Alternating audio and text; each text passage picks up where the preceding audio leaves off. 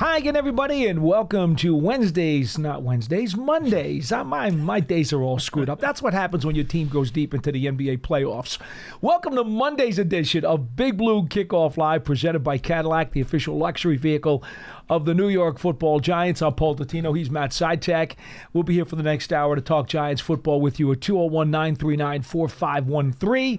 201-939-4513. We are coming to you from the Giants podcast studio, presented by Hackensack Meridian Health. Keep getting better. And as always, if you're not catching the show live at 12:30 p.m. Eastern Time, you can always catch us on the archive on the Giants mobile app, podcast platforms everywhere, and at giants.com/podcasts. All right, a couple of things. First up, this week on Wednesday and Thursday, the NFL spring meetings will occur. One of the items that I can't wait to see them vote on is the hopeful abomination or demolition of the tush push. I don't know if that's going to happen, but that's one of the things they will be voting on. Another one's going to be about the participation of flag football in the Olympics, allowing guys to be part of that. That's another item. Another item has to do with the seedings in the playoffs, maybe going to the straight seeds instead of division champions. We could talk about that if you like, although, again, Wednesday and Thursday are the league meetings. I kind of want to push that talk off until then when we actually have more input. But if you do want to bring that up, I certainly make that available to you. Our question of the day, Pearson was reminding me this morning. I'm going to tweak it a little bit from what I had put up on the internet this morning. We want to know from you guys, the Giants' offense, okay? We're just going to go offense today. We'll go defense tomorrow. Which 11 players on offense are going to take the most snaps in the Week 1 opener against Washington? I thought we were going to do it for the season, but I guess I misunderstood the directions as we were talking about it last week. So we're not going to do it for the season. There could be too many factors that come into play. Guys could get hurt. There could be guys maybe moving up on the depth chart and taking somebody else's job, etc. We're not going to do that. So just who's going to take the most snaps in each of the 11 offensive slots in Week 1 against Washington? I think that's pretty easy. I think the defensive side's a little bit more difficult, quite frankly, Matt. But that's what we're going to do in terms of our question for the day. In the meantime, Pearson's still with us. He's still with us. He tried to drown himself in his Celtic sorrow, but somehow he did survive, and I'm glad you did. Thank you. I'm glad you did. I know you don't have a horse in this fight, right? You're a Knicks guy. I'm pulling for the Knicks. You are still pulling for the Knicks. Yeah, it's good for the city and for the area if the Knicks win. And I'm never, no offense, Pearson, I'm never going to be upset about a Boston team losing. Exactly. Even though the teams that I like, Boston isn't exactly the biggest rivalry. I mean, the Celtics would be, but I'm a Mets fan. I don't hate the Red Sox. Okay. But in general, that's because you beat them in the World Series. That's why. If they had beaten you, you'd hate them. Probably. But in general, it's always good to. I will never be upset about a Boston team losing or a Philadelphia team losing in any sport. So I'm pulling for the Knicks. All right. Well, we appreciate the support. I got to say, you lasted about, I don't even think 15 seconds into the show without making a Knicks reference. Well, somehow I thought we might make it a little bit further in. Well, look, John's on vacation this week, so I had to pick up the slack, right? That is true. Because he would have done it if I didn't. Oh, he would have led with that. He right absolutely off the bat. would have. And I went at least a little bit into the program, all right, before we snuck a little Knickerbockers, go New York, go right in there. But in any event, it's good for New York. It's good for the NBA. In fact, it's good for the entire universe when the Knicks are kicking people's butts. So should be a entertaining series coming up. Knicks Pacers. You must remember some Knicks Pacers series from back in the day. Halliburton is really nosed himself into that list of guys who belong on the post office wall. Reggie Miller's on that wall. Paul Pierce is on that wall. Trae Young is on that wall. There's quite a rogues gallery on that wall. Halliburton has been nudging his way onto that wall. Okay? Yeah, he definitely has been. So we're going to see how that works out. But that's not until Wednesday. Yes. So we have time. We don't have to address the Knicks any further for the next 2 shows, much to Pearson's joy and thrill. I'm gonna hold you to that. We don't have to do that. We don't have to. Let's see if you stick to that tomorrow. We don't have to do that. I'm gonna back off a little bit. We'll let the Bakers rest up and do what they need to do to win Game 1 at the Garden. It's so nice though to have home court. You know, I'm sure it's nice just to be playing in the conference finals. Be in the top remaining seed in the East. Oh, yeah. It's sweet. I haven't had my team there in over 20 years. Believe it or not, I actually covered the New Jersey Nets when they were at the Meadowlands for about 4 years. The early 2000 years? Buck Williams, one of my favorite all-time players. I covered Darryl Dawkins, Jaminski. Okay. So a little bit Buck. Before Jason Kidd got there. Oh, yeah. That team I was not a fan of. Yeah, because they were good. It was they made it to the finals 2 years in a row. But the Nets had a good run earlier. Yeah, not as good. Not as good. But yeah. But that previous team, some solid teams before. The Chuck Daly teams, the Calipari teams. I love Chuck. Love Chuck Daly. But anyway, well, I'm digressing, I know. But I actually did cover the Nets for about 4 years. I covered all their home games for our flagship, WFAN. So you don't quite hate them like you do with my Mets? Oh, I have no love lost for the Mets. I know. The Mets could just. I know you hate the Mets, but I'm saying you don't. They could drop down to AAA International League. You as far as I'm feel concerned. that way about the Nets. You're just indifferent. Not quite as much, no. But no. But a little bit.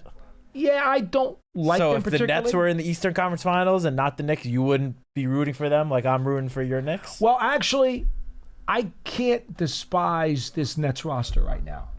What's there to despise? There were They're guys. Not good enough no, to despise. but there were guys on that Nets roster over the years who I did not like at all. All right, fair enough. Okay, but I've always thought of Buck Williams as one of my all-time favorite non-Knicks. I guess we'll take that as a small Nets W right there. Well, there's one guy that you actually like. You do remember the end of his career, right? No, not quite. No, he was the prototype power forward. He was awesome, and Chocolate Thunder too. I was a Dawkins guy. I'm sorry, I just was. I was a Darryl Dawkins guy. That's fair. So all right. Anyway, Super John Williamson going back many years ago. Anyway, so yeah, there was a lot of Nets over the years I did actually like, but never really liked the team so much. It was individual players I would pick out. Fair enough. That I could do. The Knicks blood in me allowed me to pick out individual players, but I couldn't like the team. That was the difference. Okay. All right. Let's go to the calls. 201-939-4513. Oh, hey. Let's get them on. We've got 3 people on the line, but for some reason... I don't know why it's not showing up, but it sounds like we got a special guest calling in on line 3. Come on, John. Let's hear it. How you doing, my man? What's up, fellas? How you doing, JC? I'm good. How you guys doing, man? Jonathan, it is great to hear from you once again. Are you calling us from some tropical paradise? I know you like to vacation. I am at my house in North Bergen, New Jersey, fellas. I am right here, baby. Well, to some people, New Jersey is a tropical paradise. Well, I'm born and raised here, bro, so it's the home. And you know what? The weather has been good to us lately, so I'll take that. Yeah, not bad, not bad. So what do we owe the pleasure of today's phone call? So nice of you to join us today. Well, look, I've been, we haven't talked, and, you know, I like to talk ball with you guys, you know, especially you, Paul, you know, no offense to you, Citak, but, you know, me and Paul Dottino, we're like Batman and Robin. I'm being the Robin, you know what I'm saying? So of course. I haven't had a chance to talk in a while, so I said, let me tune in to BBKL. Matter of fact, let me call in to BBKL, because I haven't talked to my guys in a while.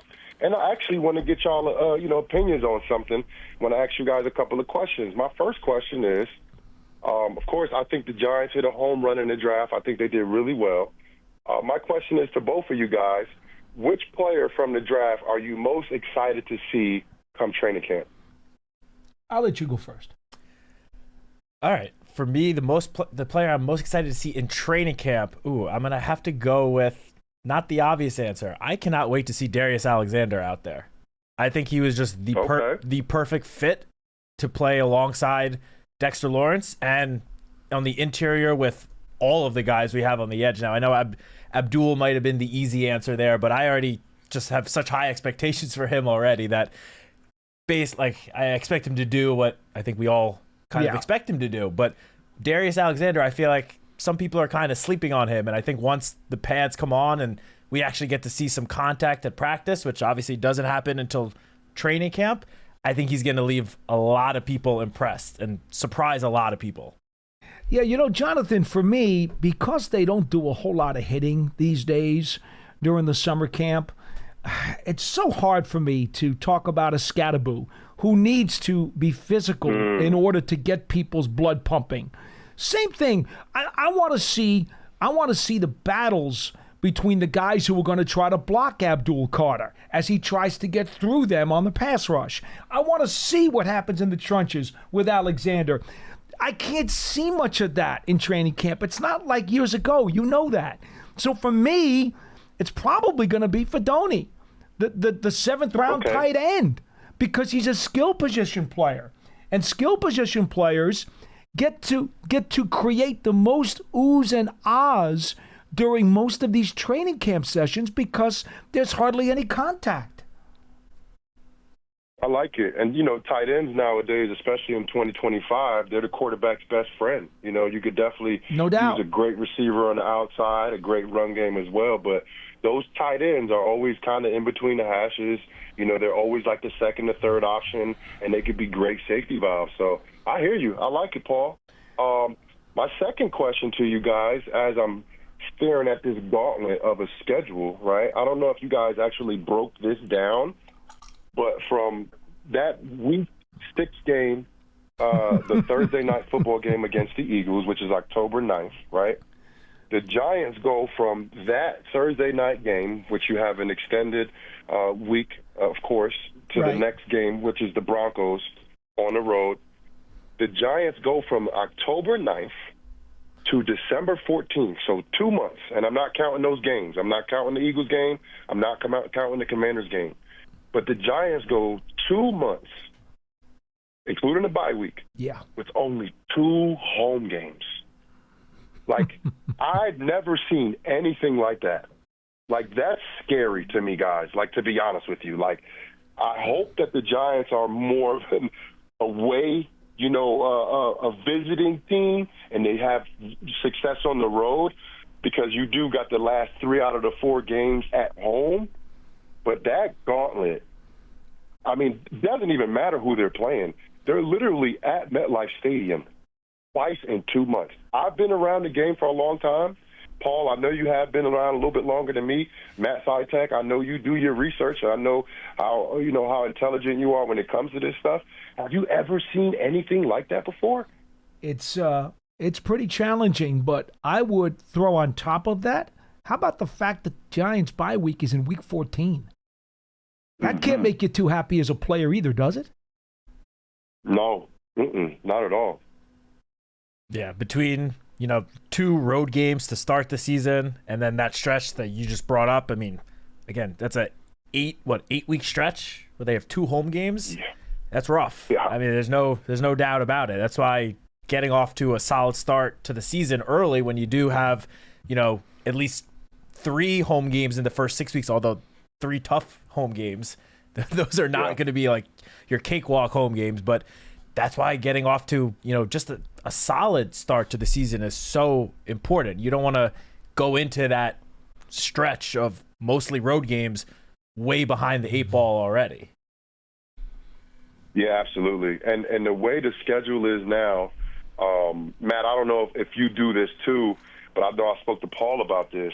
Like, I still break the season down into quarters, with that last game being like the bonus game. So I still do first 4, second 4, and then halftime, and then your third quarter, and then your fourth quarter, and then that last game is like the bonus game. That's like the overtime game. That's the push to get to the playoffs, the rest if you are playoff and you are secured in that playoff spot. So I still kind of see it that way, and I agree. The Giants have to come out in the first half of the season, which is the first 8 weeks, and they have to come out swinging. They have to do good in the division, and that's something that, Paul, I always harp on every single year. The Giants have struggled in the division, even when the Giants went to the playoffs. If I'm not mistaken, 2022, when they won a playoff game, they were 1-4-1 in the division. So my crazy. thing is, if the Giants can start off that first half of that, season before the gauntlet really gets going and have a respectable record in the division, I think that'll keep some optimism alive for not just us, but for the fan base as well. Hey, Jonathan, while we have you on the phone, I'd like to throw something out to you because we haven't had you on the program much lately. So Abdul Carter comes into the Giants situation as a number 1 draft pick, number 3 overall. Obviously, the spotlight and the microscope is going to be on him from the first snap that he takes as a pro. You're a linebacker. You played the position. I know he's an edge rusher. It's a little bit different than the kind of linebacker that you played because you did coverage an awful lot. But what will you be watching for from him as a rookie, especially in that first month of the season as he tries to get his feet wet? Well, it depends on how much they're going to play him. I think even at the number 3 draft pick, you expect those guys to play a lot. You expect those guys to be, valuable contributors early. But because of Brian Burns and Kayvon Thibodeau, he's not expected to play 100% of the snaps. Right. So what I would like to see from him is good production in those snaps, whether it's 40%, whether it's 70%. I feel like between that window is kind of where we would see him early. And I think on how he would play the first few weeks, I think that would be a good indicator on is that load going to increase or is it going to stay the same or decrease? But I would like to see, because mental errors would happen with young guys, right, Paul? So I'm not really tripping over mistakes. I'm not really tripping over, him not being at the right place, especially early on. There's a lot of things coming at you when you're playing early. But I would like to see his production whenever he's out there really, really high. I would like for him to be able to, when he's rushing on 2nd and long and 3rd and long in those pass rush situations, that he has a high pressure rate. He has a high sack rate. And for me, that would make me feel real comfortable about where he's at in his development, because the mental side will come along. But sometimes at that position, that's why I'm like, sometimes just don't complicate it for these guys. Sometimes it's not thinking at all. It's just going ahead and being a better athlete than the guy in front of you and having a better mindset and going ahead and whooping his butt. So I would like to see his success rate high and his production rate high early in the season, because the reason why the Giants drafted him so high, and I think he's a consensus 1 or 2 best player from 2025 draft class. I think everybody either has Travis Hunter or him as their number 1 player in the draft. So you expect that guy to have an immediate impact. But the thing is with him, he doesn't have to play 100% of the snaps because of the depth that the Giants have. I love the opportunity that he would walk into. I love it being with Bruce Bowen. I love it being with the roster that the Giants have. And people were speculating about getting rid of Kayvon Thibodeau and he has draft value and stuff like that. No, I'm all for multiple pass rushers, because the reason why the Giants beat the Patriots twice in the Super Bowl, no offense to Eli, no offense to David Tyree, Victor Cruz, and Plaxico Burress, and all of the great offensive guys, all the great offensive linemen, it was because the pass rushers frustrated the GOAT, and he didn't look the same. The reason why the Eagles beat the Chiefs the way they did, because they might have beat them regardless, but the reason why they beat them so soundly was because Patrick Mahomes was running for his life. Yeah. He never looked comfortable, and that's because they have an array of pass rushers, not one dominant pass rusher, not 2. They have an array of pass rushers. And in this day and age, in 2025, it's still the same thing. If you can frustrate these top-tier quarterbacks, which the Giants will see, Commanders, right? They got Jaden Daniels, Rookie of the Year, NFC Championship. Dak Prescott, I don't care who don't like him. Dak Prescott has been one of the most consistent quarterbacks in the NFL. Week 3, it's the great Mahomes, right? And the Chargers, the young Justin Herbert, who's been playing with greatness. And then the Eagles, Jalen Hurts, the Super Bowl. You have to be able to frustrate and fluster these great quarterbacks consistently. And I think adding Abdul to the roster that the Giants have without letting nobody go, but just finding ways and spots for them to actually be on the field at the same time, or substituting them so they have fresh pass rushers on every single passing situation, I think that is ideal for what the Giants want to get done. Yeah, it's going to be no picnic, that's for sure. Jonathan Casillas, I'm so glad you called today. Good to hear from you, my man. Thank you, fellas. I'm a little under the weather. I sound a little raspy right now. No, you sound fine. You sound great. Fine. Hey, most importantly, really you're already in rhythm talking really football. Good talking to you guys. Be good, Jonathan. Thanks. Always good to hear from JC. That was a nice, pleasant surprise. It really was. I thought he was going to call in and start talking about the Knicks. Yeah, I wasn't sure as well. Pearson never would have let him on if he had said he wanted to talk Knicks. I'm sure he would have told Johnny Mack, no, get rid of that call. But one thing that, JC was just talking about towards the end there about, how important it's going to be for the Giants to fluster all of the quarterbacks that they face this year. I know I brought this up on the show before, but of the Giants' 17 games, 6 of them are against quarterbacks that were drafted last year. So second-year quarterbacks who have obviously do not have a whole ton of experience under their belts. I mean, Jaden Daniels had a phenomenal rookie season, but he's still a young quarterback going into just his second season. I think he's 22 years old.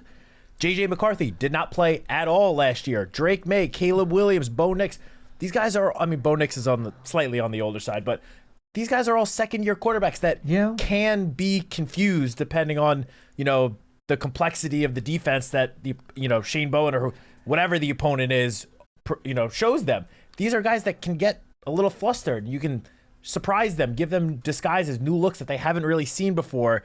And when you have a talented pass rush, and especially a pass rushing unit that can get after the quarterback with only 4 guys, like we saw the Eagles do in the Super Bowl, that's how you can get really creative on defense and really fluster a young quarterback. The only caveat there that would somewhat diminish that impact, and John and I talked about this the other day, the coaches on that schedule for sure are literally like a Mount Rushmore of current NFL coaches. This is a great list of opponents' coaches. There's a reason why the Giants have the number one, hardest strength of schedule. It's because these opponents are almost all well coached. They have good teams. Good teams and terrific coaches. Yeah. Some of the best in the league. It's true. I mean, this is going to be one heck of a mountain to climb.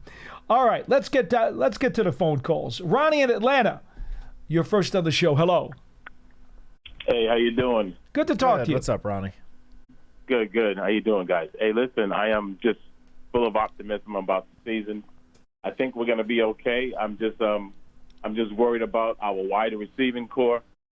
Reason being is I don't know what's going on with the Gabe Davis negotiations, but I would feel more comfortable if he's on the other side of Malik because of his experience.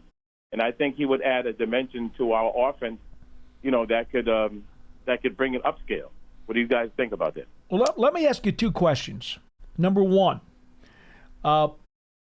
what makes you think he's better than Darius Slayton?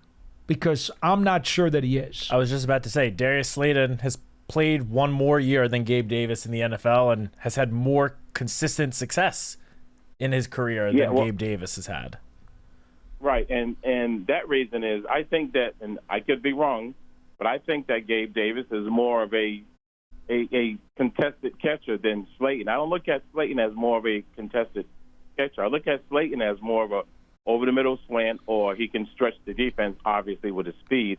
But that guy that can get up and go get it in the midst of a crowd, I look more of Gabe Davis as well as Malik Davis as those type of receivers. I think Matt's word consistency is important to note here. If Gabe Davis was as consistently playing at a high level that he was supposed to when he came out of school, the Bills would have kept him. They would have re-signed him. He would not have been a free agent that wound up going to Jacksonville for a pretty decent buck. I like Gabe Davis. I think he's a good player. I'm sorry, though. I could not give away Darius Slayton snaps to him. I don't think you could either. No, I just think Darius Slayton has shown more, and especially in, Gabe Davis obviously had success in Brian Dable's system. years ago, but Darius Slayton has now had, three seasons playing in this system. Yeah. Playing pretty well. I mean, last year was his lowest numbers, and honestly, I think we can all agree that a big portion of that, not all of it, but some of that is due to just the inconsistent quarterback play that the Giants had. Darius Slayton is just, you're right that he's not the guy that's going to go out and get you 8 contested catches a game. That's just not his style of play. He's capable of the contested catches. Like, he has that ability, but the number one guy on the Giants roster that fits that bill right now is obviously Malik Neighbors. He did it as a 21-year-old rookie last year on a almost weekly basis. He was, grabbing footballs out of defenders' hands. Like, he was. Will look like that. It was week 2 or 3 against the Browns. One of his catches that he literally leaped over the defender, took the ball out of the defender's hands for an amazing 20, 30-yard grab. Like, Malik Neighbors is the guy on the Giants roster that's going to make those contesting catches. Ronnie, I think that's the first thing that I would push back on. The second item is Joe Shane was just on with Kay Adams the other day and said it was a get-to-know-you meeting with Gabe Davis. I tried to slow down everybody's roll last week when the report came out that he was coming here. He's coming off of a meniscus repair last year, okay? Right. So to me, that was a due diligence meeting that the Giants did with him, and basically that's what Joe Shane, without using the words due diligence, he said it was a get-to-know-you meeting. Well, they know who he was from the past, but this was kind of a get-to-know-you update. This wasn't because they were looking to sign him when he got here. This was, let's sit down, let's talk, let's see where you're at, let's see where we're at, let's see what your medicals are doing, and maybe, just maybe, down the road, maybe there's a fit. But if you're Gabe Davis, and I've asked callers this on the show before, if you're going to be behind Slayton, Robinson, and Neighbors, and you're going to be the 4th receiver on the Giants depth chart, are you really looking for that deal? Or are you going to try to go to a team, bless you by the way, that may have you as the number 2 or the number 3 receiver on the depth chart? I mean, opportunity, as far as the Giants are concerned, I see him as a 4th receiver. I think he could potentially maybe push maybe for that 3rd receiver spot, maybe, or at least, be the guy that's giving Darius Slayton some plays off. Right. But I agree. I really don't see him.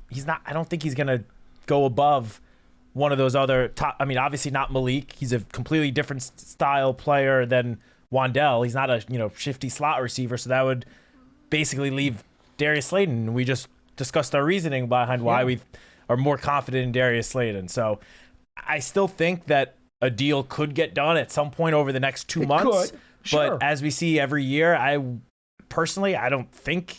think that would be a situation where it's more we're getting towards very close to the start of training camp.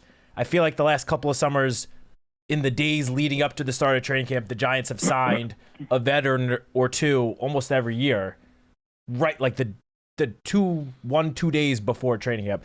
I don't know this for sure, obviously. I feel like if the Gabe Davis situation were to lead to an eventual signing, it would probably be closer to that date after the Giants go through the spring workouts, OTAs, and give their current receiver group a chance to really show what they can do with this new quarterback room. I would say this, Ronnie, if he really wants to come here and wants to reestablish himself as a player and is willing to be at least 3.5 or 4 on the depth chart, God bless him, because he'd be one of the best number 4 receivers in the NFL. Definitely. That'd be great. I'm not saying that I don't want the player. I'm simply saying to you, given the circumstances and the fit, I'm not so sure that he won't try to find a better fit somewhere else. That's really what I'm telling you. But my question is, wouldn't it be better? I mean, just listen to this wide receiving core.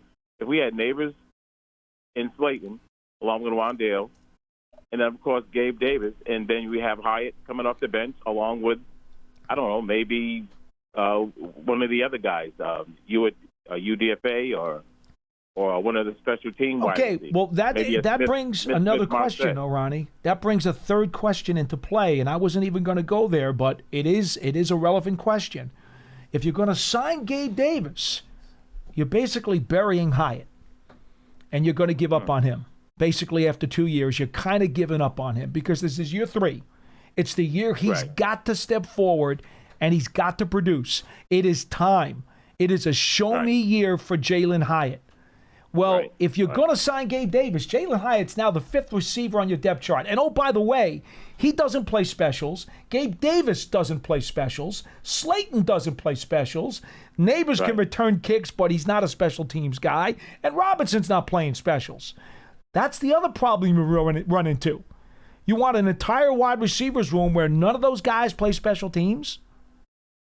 And remember, Bryce Ford-Wheaton is here too, and he does play specials. Smith-Marset is also and Marset is here as a kick return guy.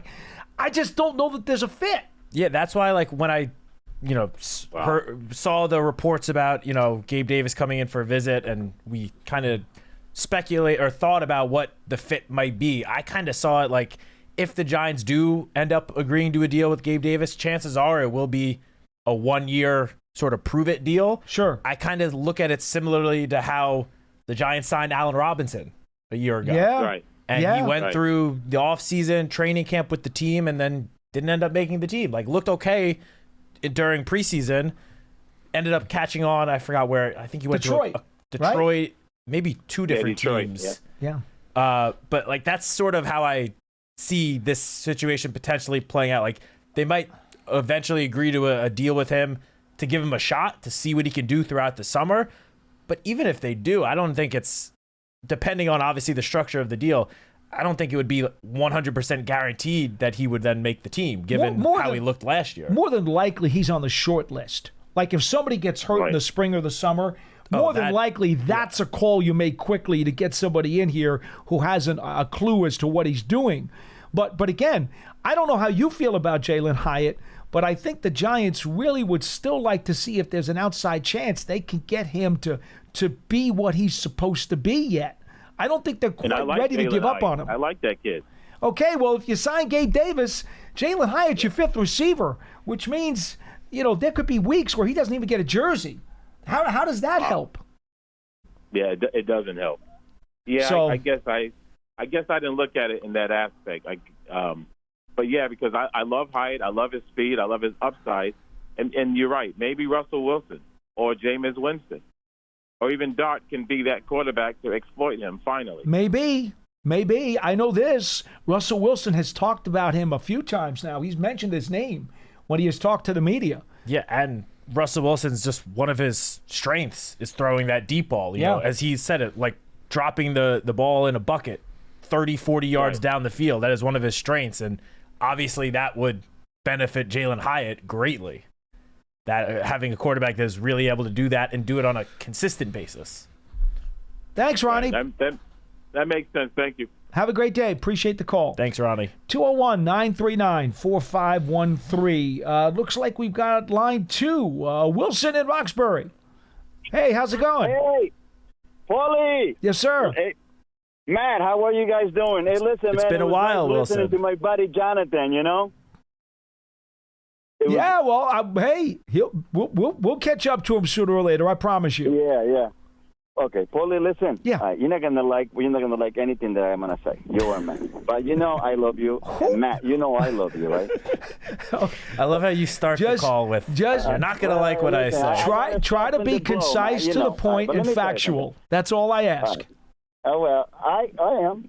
I know that you guys, like Brian Dable and Joe Shea personally. That's fine. But can you do me a favor? Paulie, let him play one game first before you start making excuses. Paulie, I love you, but when you and Matt tell poor Glenn from Maryland that there's a realistic chance that they can start 0-4, and Matt tells him they can start 1-3, but by game 5 things might be positive. Paulie, I want to grab my TV and throw it out the window. No. Whoa. Wilson. Paulie, if they start 0-4, I want the kid that throws the towels in the bathroom fire. Wilson, hold on a second. The rationale. I'm not going to sit here and tell you the Giants are going to go 0-4, but you have to recognize anything is possible, including a horrible scenario such as that. I've never been more emphatic about Wellington Mara's theory about, you expect the worst and hope for the best. And when you keep that theory in the back of your mind, it tends to keep you grounded so that you don't get too carried away. That's all. And Wilson. Listen, Wait, Wilson. I agree with you completely. I think this year, I hate to say it, it's going to be a dumpster fire. I have no expectations whatsoever. No, that's not the point that I'm trying to make to you. That I'm trying to make to you is that if we start 0-4, right, you cannot tell me about rainbows and about roses and about, listen, but look at this part. There is no positives. If they start 0-4, I don't want a plane flying over the stadium. I want like a rocket ship flying over the stadium. Wait a minute. Wilson. Hold on. Let Matt go here for a second, all right? And then I want to get something clear with you. Go ahead, Matt. First of all, when Paul and I spoke about this last week, even John and I on the Huddle schedule reaction, we never said that an 0-4 start, there would be, you'd be able to turn some positives out of it. We said, and I did say this, I said, there is a way where you could start 1-3, and in those 3 losses, play very extremely close competitive games, be in those 3 games until the very end against 3 likely playoff teams, still lose, and then go into week 5 being 1-3 and not feeling like the sky is falling. That is what I said, and I still agree. I still feel that way. And that's fair because you'll be playing the Saints in week 5. And don't get me wrong, that doesn't mean anyone is happy with 1-3 because no one would be happy starting 1-3. But it wouldn't be quite the same as it wouldn't be quite the same as starting 1-3 in 20. Hold on, Wilson. It wouldn't be quite the same as starting 1-3 in the 2023 season where that one win was the miraculous second half comeback against the Cardinals. It would be different from that situation. That is all we were trying to say. No one's going to turn around and tell you 1-3 is a good, promising start that people are happy about. Matt, all right. Let me tell you what 80% of Giants fans call. Now, there's a lot. I respect all the callers, but when people tell me that they have a good vibes and good expectations, they don't know. They're just saying that because they want to say that. I'm going to tell you something right now. I don't care if we play a Super Bowl winning team every weekend for 17 games.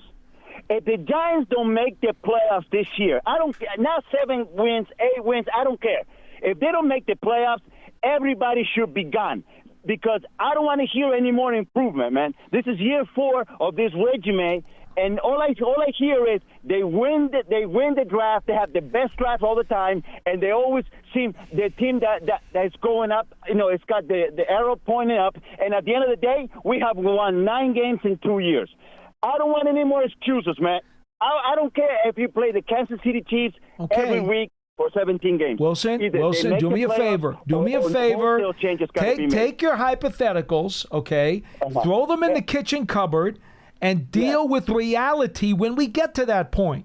If you want, we can if you want to, if you can't help yourself, but think about negative hypotheticals for the next several months, we could just ask you not to call until we get to the 3rd or 4th game of the regular season. We could do that if you just want to wait and deal with reality when reality comes.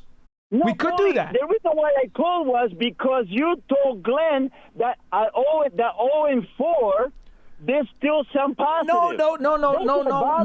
No. It bothered me, Paulie. It bothered me. I'm not going to lie. I love you, but it bothered me.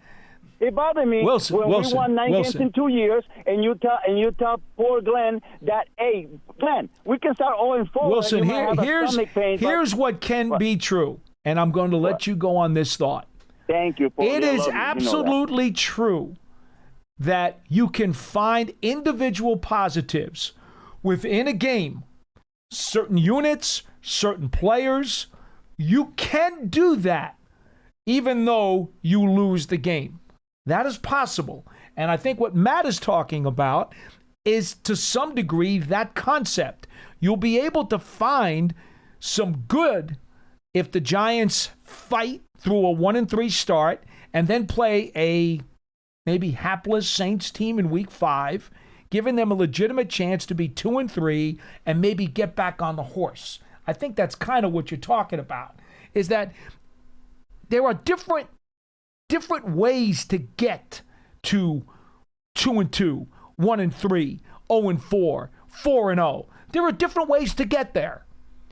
And then there are other people who are so shallow and just look at the surface of the onion and they think 4-0 is great, even though their team's been outplayed for 4 games, and chances are they're whistling past the graveyard and they're going to fall apart pretty soon. It's easy to say that. I get it.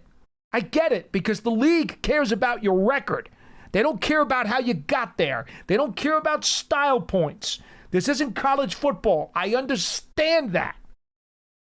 But let's push the hypotheticals away. Throw them in the kitchen cupboard, and let's deal with the reality when the season starts. How about we do that, Wilson? And then we'll be very glad to talk to you. All right? If you want to call us back anytime before then, just try to stay away from the hypotheticals, because that's not going to help anybody right now. And look, obviously, everyone would sit up here and say, yeah, we'd love for the Giants to start 4-0. Obviously, everyone on the team would say that as well. No kidding. Sign me up. Where can we get that? 4-0. Sign me up. Or 3-1, even 2-2. But like, at the same time, you have to sort of be realistic, have realistic expectations. This is a Giants team that did just win 3 games last year. All right? I'm like, not using that as an excuse moving forward, but you just have to temper expectations. Like, I don't think anyone's expecting the Giants to go into the season and be Super Bowl contenders. I don't know. 4-0 start would be a Super Bowl contender. I don't know anybody on the planet who's going to pick the Giants to be favored in those first 4 games. Exactly. So it's like, that's why you just have to be somewhat realistic. Obviously, in the grand scheme of things, if the Giants were to go 8-9 this season, would that be a fantastic season? No, but considering how the last 2 years have gone, and considering how young and up and coming the roster currently is, an 8-9 season would have you feeling extremely good about the team's direction going into 2026. You got to take it into context. That's the point. Yes. That's the point. All right, let's go back to the calls. Randy in California, you're next. Try to end the insanity on this program. Come on, Randy. I know you can do it. Oh, you know I can, brother. You guys would have to follow Wilson. I mean, right after Wilson, I got to – oh, wow. Okay, so – you can only go up from here. It's not a high bar. Okay, so this is coming from 85% of the fans out there because he was only at 80, right? So the season hasn't started. This is an entirely different team. We have new players all over the place. It's over a third of the roster's been overturned already, and we haven't even gotten opening day. Exactly. And it's going to take a couple weeks for us to start gelling together. Our back end and our stop and the run, quarterback, everything's going to take time. So, Wilson, slow your roll, bro.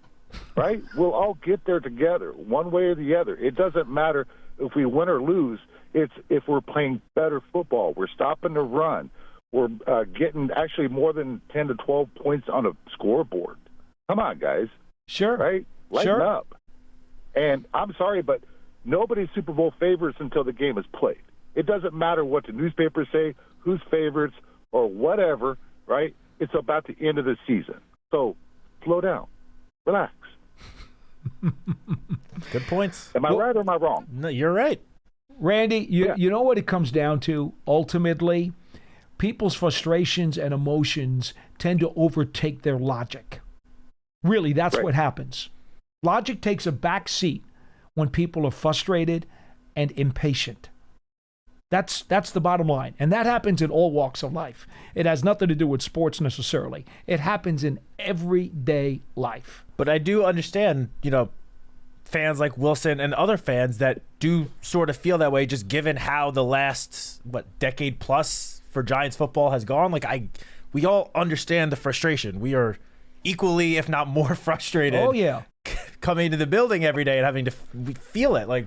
For us, there's no separation. Giants football is our lives, our livelihood. So we feel it very much so. Randy, the one thing I would say, and you brought it up at the beginning of your call, and I think that may be one of the most important things to keep in mind as we go through the summer here, and that is the Giants, they signed 15 free agents I mean, these are guys who they have plans for. They went and got a draft class that by almost every account is a really, really high-level draft class. So to assume that this team won't be better is being foolish. You have to look at the additions and you say, look at all of this talent they've added to the roster. The roster on paper is clearly a whole lot better than it was last year.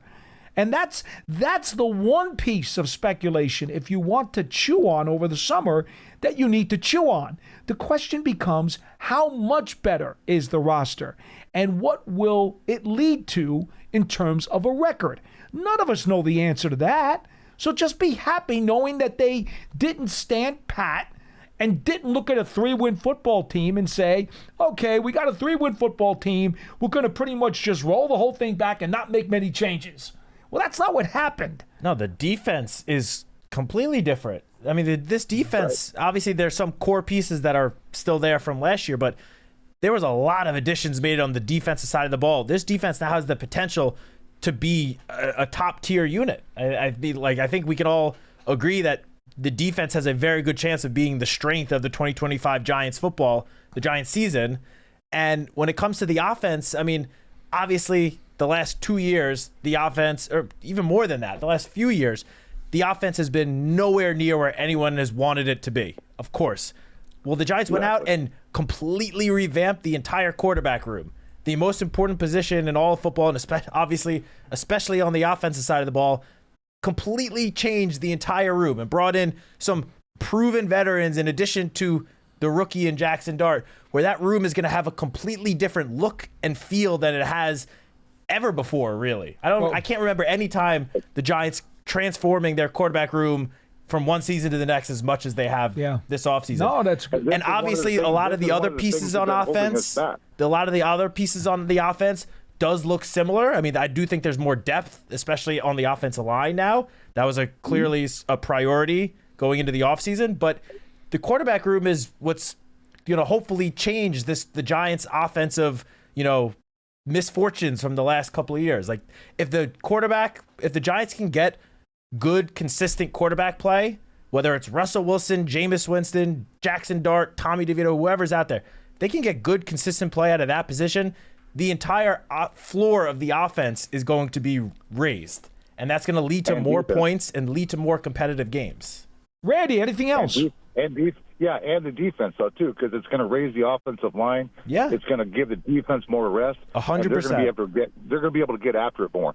But my one question was, are we better off running a 4-3 than a 3-4 with the pass rush now that we have? I think they've got. So you have a wonderful day. Okay, Thank you, Randy. Appreciate it. Call again.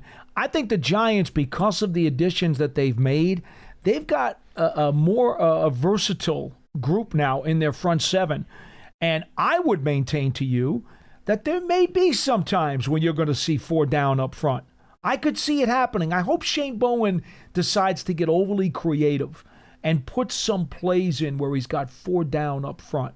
And I'm not talking about putting the 2 edge rushers in the ground. I'm never a fan of that.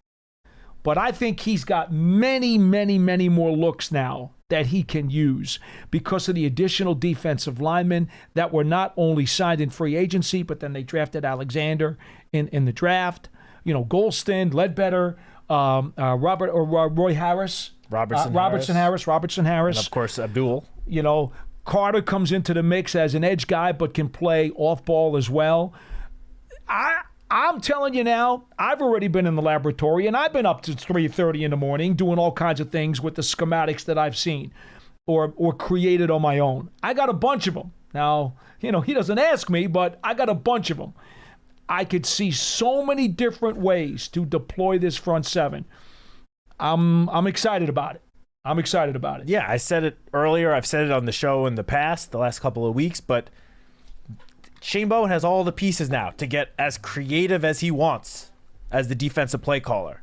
He can throw out so many different schemes, looks, disguises now because of the various levels of talent at all 3 levels of the defense. I mean, the Giants made additions to all 3 levels of the defense. Yeah, they did. And especially the defensive front and the secondary, big changes. That's where most of the, off-season resources were allocated towards those two groups. So it's up to Shane Bowen now. He has all these pieces. He's got to find, it's up to him to obviously find the best ways to put the best combination of players together in certain positions to get the best out of this unit. You guys know I love food, right? So I'm going to make this analogy for you. The Giants now have a tablespoon and a teaspoon. They got a fork. They got a salad fork. They got a steak knife. They got a steak. They got a butter knife. They got all those pieces in the kitchen drawer to do a lot of stuff with. Last year, they didn't. They had a fork, but they didn't have a salad fork. They had a knife, but they didn't have a steak knife. They didn't have a butter knife. They had a tablespoon, but they didn't have a teaspoon. Now they've got a full kitchen drawer of utensils. If Shane Bowen really wants to be creative, he can add a whole bunch of chapters to that playbook, and it could make the Giants defense really, really dangerous. All right, we go to Lawrence in Florida. You're next on the program. Thanks for calling. Hi, thanks for having me. I'm just tired of hearing about how hard the schedule is. Let the other teams worry about what the Giants are going to do. I think the Giants are going to sneak up on a lot of these teams. Mm-hmm. And you keep hearing about this baloney. And now with the Giants, things are going to turn around. This reminds me of back when they got Phil Simms and Lawrence Taylor. Things started turning around. Now they got this new quarterback and that new defensive guy. To me, it's the same. I think the Giants can sneak up on a lot of teams. They're going to be like Washington was last year because they were already writing the Giants off as a win for them. I wish they played the Chiefs on the first game of the season.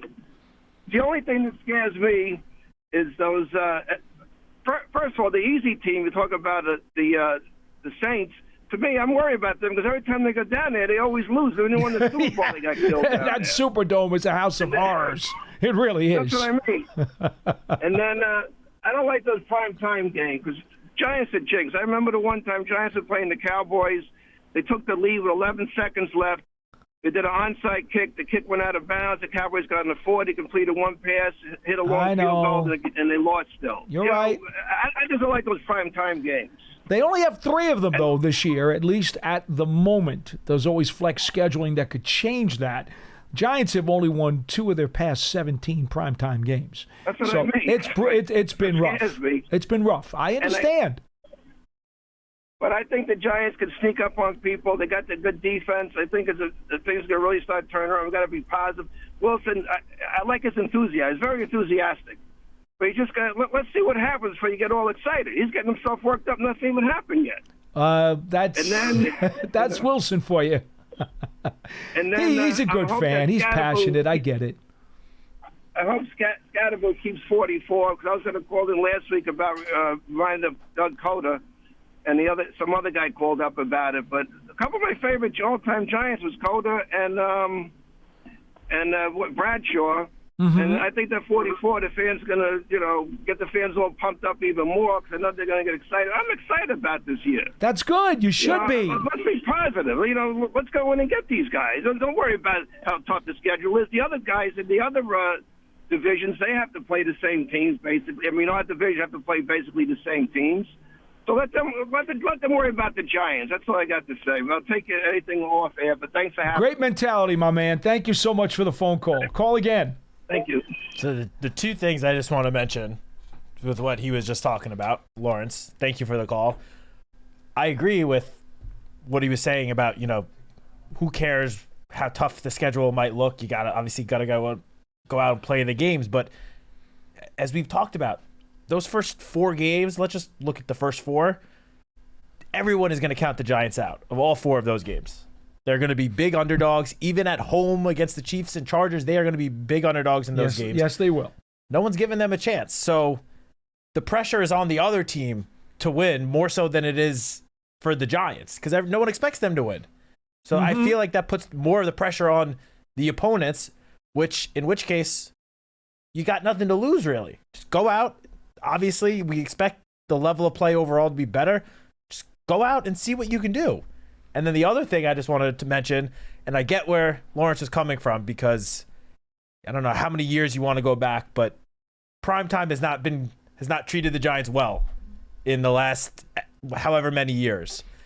But Russell Wilson has been rather successful in primetime in his career. He's had a lot of success. He has a great record in primetime. His stats, has an extremely high passer rating in primetime. That could maybe change the Giants' fortunes when it comes to those games under the bright lights. He beat the Giants in primetime last year. 100%. Because, it's no secret that Daniel Jones struggled in primetime. Struggles sometimes went beyond that, but especially in primetime, the numbers weren't the best. Russell Wilson is kind of on the opposite end of that spectrum in terms of his numbers in primetime. So maybe our fortunes in primetime are about to change. All I'm saying is don't poo-poo those night games, because that'll give the Giants a chance to show the entire nation that they are a much better football team this year. I'm happy there's only 3. Well, yeah, for us, night games are kind of brutal. For us personally. Don't be begging for more primetime games. I'm not. I'm just saying, I'm not looking at those 3 games with quite as much, doom and gloom as I might have in previous years. That's all I meant. Pearson, Johnny Mac, can either one of you give me an update on what's going on in terms of the huddle this week? I know John is on vacation, but he did say he had some stuff in the can that he was hoping you guys might be able to access. Yep. I just put up the Brian Baldinger Huddle where he talks about our entire draft class. Okay. That's on podcast platforms. I'm not sure if it's up on the web and YouTube yet, but it should be soon. And then Thursday we're going to have Thomas Fidoni's tight ends coach from Nebraska, Marcus Satterfield. Okay. And he just kind of dives into his game, which is a good interview too. All right, good stuff. Thank you. All right, we will be back tomorrow live, 12:30 p.m. Eastern Time for another 1-hour edition of Big Blue Kickoff Live. As always, 201-939-4513. Folks, the season's going to be here before you know it, and if you're interested in a season ticket membership to catch the Giants at MetLife Stadium, in addition, you can also get a membership that will also allow you to stay connected to the team all year round, not just on game days, with exclusive member benefits and access. To learn more about becoming a New York Giants season ticket member, all you need to do is go to giants.com/tickets, and there's information there on the website, and you can punch it in and put your contact info in there, and then a representative will take care of you as we prep for the 2025 season. I thought summer was already going to be here, and then we got hit with 58 degrees this morning when I got up, Matt. I think we're going backwards with the weather. I was all ready to get ready for training camp last week as we started getting nice warm temperatures, and now I'm not so sure. Yeah, I think today is the warm day of the week. It's only going down for the rest of the week. That's what they're telling me. And some rain. It's not all I'm saying. I'm glad OTAs start next week. Yes. Hopefully next week's forecast looks a little bit better, a little warmer. OTAs actually start a week from tomorrow. Yep.